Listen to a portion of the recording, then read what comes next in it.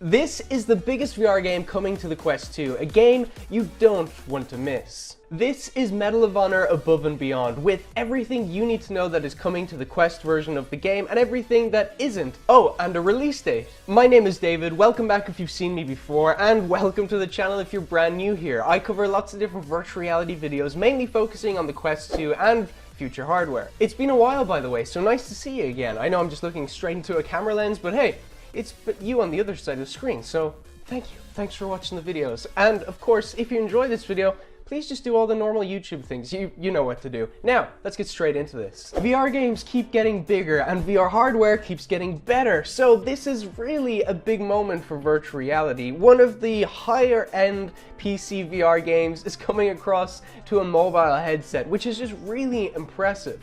I'm actually going to check here on what the requirements were for this game, because I know on PC it was kind of ridiculous and it didn't let a lot of people play because the minimum requirements to play were just so high.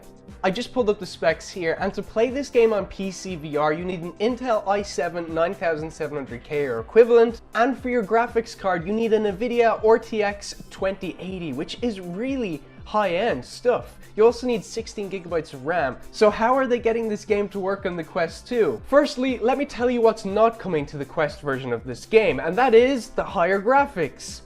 And that's it. That's literally all that's not coming to this game. Everything else that was in the PC VR version is coming across to the Quest 2 version, which is just mind-blowing. This game is going to feature cross-buy, so if you've bought it already on the Rift store, you're actually going to have it on your Quest already, and also the same way around. If you buy it on the Quest, you'll get the Rift version too.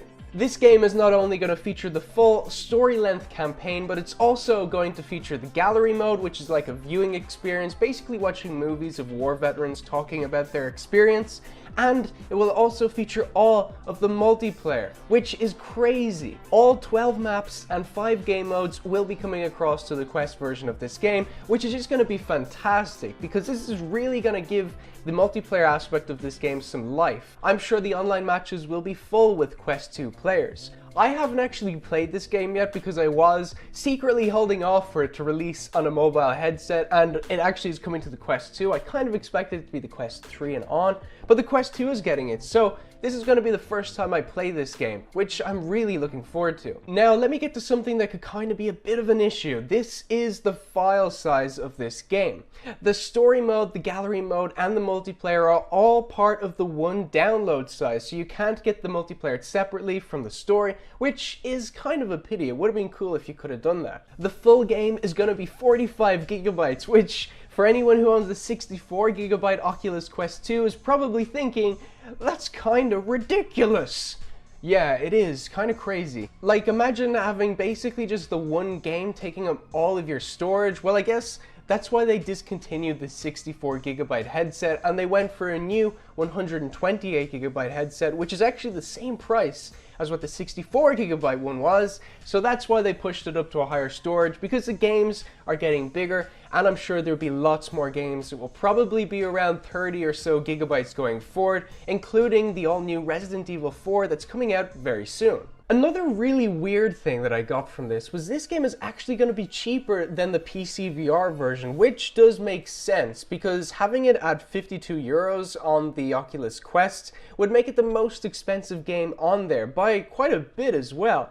So the price is going to be reduced to 40 euros, dollars, or pounds, or thereabouts, which is cheaper than its PC VR counterpart. But by buying this Quest version, you're going to get the more expensive PC VR version for free too, which is kind of strange why they're not the same price, but hey, I'm not complaining. A cheaper game is always better. Now onto the most important part. This is the release date for this game. Now this game was only announced very recently for the Quest 2, but it's gonna come out extremely soon. I'm talking about in the next 30 days, and let me tell you why. I think this game is going to be pushed heavily at Facebook Connect, and it's going to be a surprise announcement that it will be announced in a week or so after the event.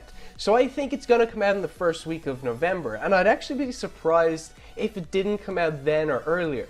I think the time frame is between Facebook Connect and the first week of November, but I do think it's going to come out in the first week of November at the latest. Let me know what you think of this exciting news. It's really exciting to see AAA VR games coming across to the Quest platform, and there's so many more that I know are on the way. My next video, I'll tell you a little bit more about all those games. Thanks for watching, thank you to my generous Patreons, and I will see you in the next video.